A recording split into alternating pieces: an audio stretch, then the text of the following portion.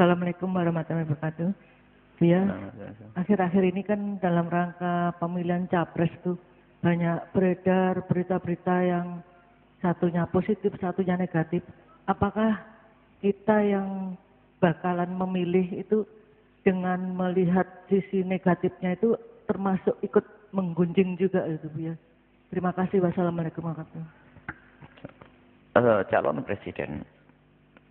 Memang di dalam dunia itu, dunia gunjing-menggunjing sudah umum. Kadang-kadang fitnah palsu.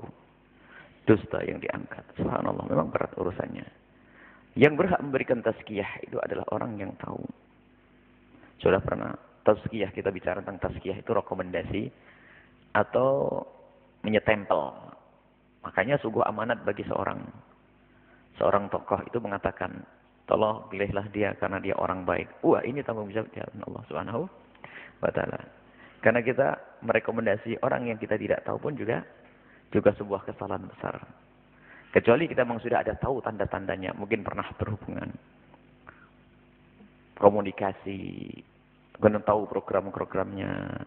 Kemudian kita dapat informasi dari orang yang bisa dipercaya tentang kebiasaan-kebiasaannya. Maka di saat seperti itu kita bolehlah. Kita merekomendasi insya Allah dia adalah orang yang baik, tidak bermasalah. Boleh. Tapi di saat kita tidak tahu sama sekali, hati-hati berikan rekomendasi. Ini adalah dosa. Karena menghantarkan orang untuk masuk dalam ketertipuan. Kemudian, jika ternyata di dalam dunia itu ada, misalnya ada yang saling dijelekan. Memang kalau dunia itu saling menjelekan. Semuanya saling mencari kejelekan pasangannya. Dan selalu berkata, yang paling bersih adalah aku. Waduh, sambungan iblis muncul semuanya. Waduh, jadi yang ditolak adalah setan, yang dicaci maki adalah setan, yang ngaku-ngaku baik adalah iblis. Jadi kita itu menghindar dari setan ketemu iblis. Nantinya takutnya semacam itu mengerikan dalam dunia itu. Nah, semoga kita mendapatkan pemimpin yang baik. Jadi kalau kita tidak ikut-ikutan. Jangan ikutkan karena kita tidak tahu. Gak begini. Subhanallah. Saya tidak tahu betul. Dan cari informasi pun begitu sulitnya. Kalau kita lihat di rumah mereka sendiri, programnya bagus semuanya. Baik semuanya. Programnya rencana untuk ini dan sebagainya. Cuman kita hanya sekedar mengkiaskan saja kalau kelas pusat sana. Kelas kabupaten saja. Baiknya hanya sesaat. Ketemu kalau ada yang ketemu subhanallah. Mungkin ya saat ini juga masih iktikaf di masjid sana, Bu ya juga tidak tahu sih. Datang ke sini insyaallah program begini.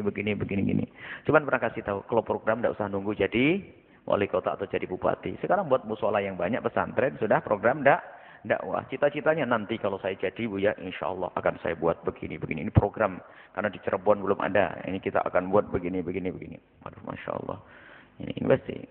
Ini duitnya siapa? Ini dipakai kan nanti kan. Nah, tapi kalau buat program dari sekarang saja. Sudahlah, nggak usah nunggu jadi bupati, wali kota. Buat itu ada pesantrennya kiai sana belum dibangun. Ada madrasah sana yang gentengnya pada pecah nggak bisa ganti. Itu ada di sana itu lihat sungai, anak putrinya pada mandi di sungai terlihat auratnya. Buat kamar mandi di sana selesai. Nggak usah nunggu kalau jadi ini. Dan memang serba salah ini. Apalagi dalam dunia politik itu dia saling menjatuhkan, mencari kesalahan. Kok jangankan dalam dunia perpolitikan.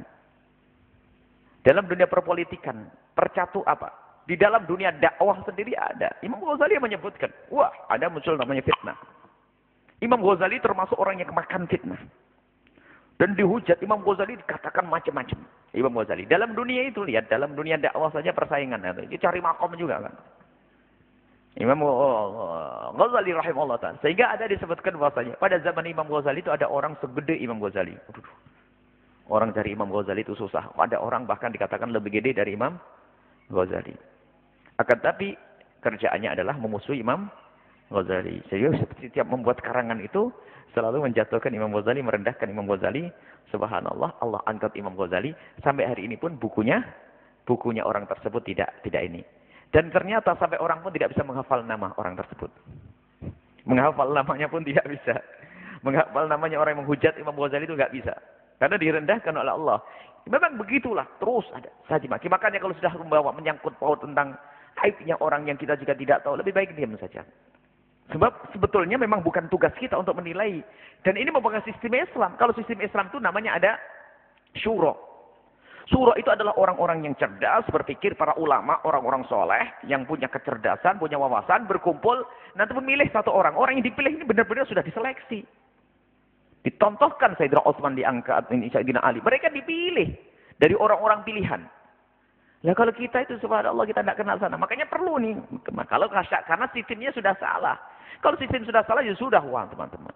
Bahkan mungkin partai yang sangat Islami itu seharusnya kan tegas amar ma'ruf nahi mungkar. Katanya partai Islam. Amar ma'ruf nahi mungkar. Apa makna amar ma'ruf nahi mungkar? Dia tidak ridho jika ada kemungkaran terjadi. Ternyata ngelihat partai lain yang katanya sama-sama Islam terus saingannya melakukan kejahatan, langsung dia tersenyum. Tuh, yang paling bagus hanya partai kita. Mestinya nangis kalau ada partai yang lain melakukan kejahatan. Allah.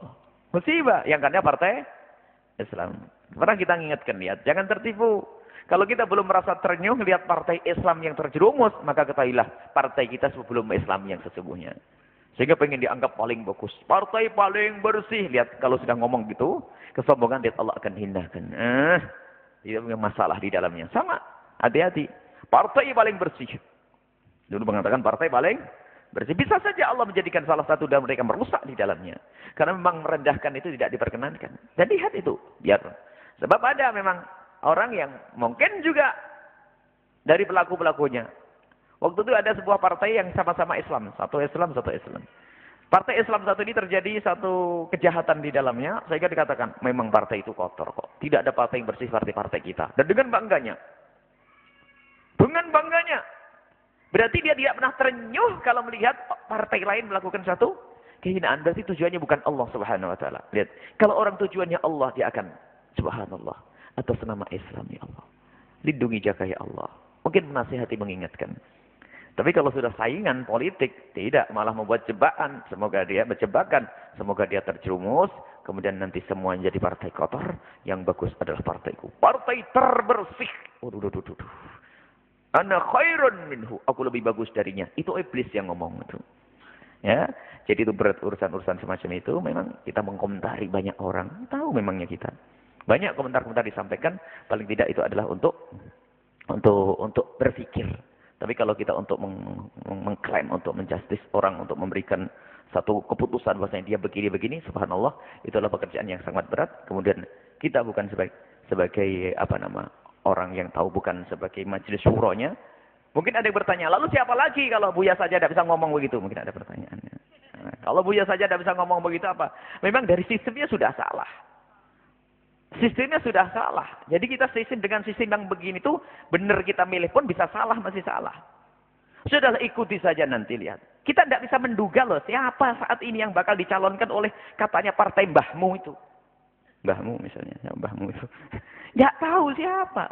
Oh partai mbahmu dulu juga dukung yang banyak nggak sholatnya. Terus kan bingung ya, pernah kan? Mbahmu itu siapa sih? Jangan kemana-mana loh, tidak boleh. Misal, partai ini juga ternyata bawa orang yang benar bingung saat ini. Jadi kita perlu saat ini, sudahlah kita benahi di rumah. Partai keluargamu itu loh yang kau benahi, sudahlah. Tidak usah macam-macam, partai keluarga sekarang. Berat urusan ini. Subhanallah, betul-betul saat ini, sekarang wacana. Nanti insya Allah presiden ini. Ada yang mengatakan ini independen, nanti insya Allah yang akan melamar nanti partai-partai yang lain. Waduh, kalau sudah yang melamar partai ini, dilamar oleh orang kafir juga kan nanti akhirnya orang kafir kan. Jadi serba salah. Sudah selanjutnya tak pegangi, sudah diinformasikan 2 bulan. Tatanya apa? Dari partai Islam nggak mau dengan dia. Sudah tak gembar-gemborkan dengan misalnya Ustadz siapa akan jadi presiden. Masya Allah, tolong didukung dan sebagainya. Gini. Habis selesai tak tanya apa? Nggak laku di partai Islam dia. Akhirnya apa? Sudah terlanjur. Habis duit banyak kemana-mana, sudahlah partai mana saja yang mengangkat. Dan ini yang bisikan jadi salah. Memangnya partai akan diem. Tentu dia juga punya tawar-menawar yang jelas urusan kemaslahatan mereka sendiri. Waduh, betul-betul bingung saat ini. Sudah kita hadapkan kepada Allah. Semoga Allah mengirim kepada kita pemimpin yang baik.